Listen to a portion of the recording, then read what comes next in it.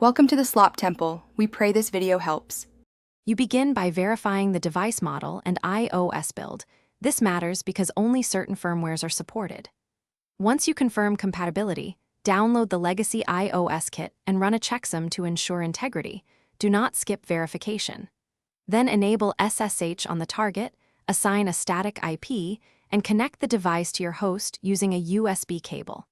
At the same time, open your terminal and keep sudo available because you'll run privileged commands immediately after these initial checks.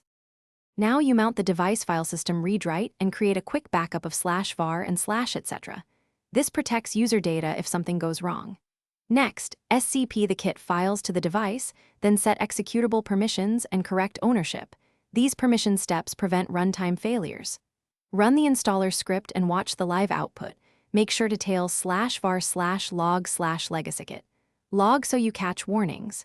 If the installer pauses, check disk space and kill any conflicting daemons before continuing, then resume the script. Finish by restarting the modified services or performing a full reboot. You want a clean process tree. After reboot, validate core functionality. Launch the legacy apps, exercise network calls, and confirm hardware access. If something fails, inspect the installation logs and system logs, then restore your backups if needed.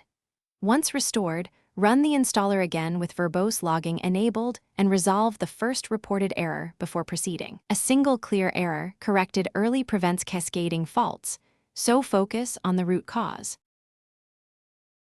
Thanks for watching. Consider subscribing if we helped you.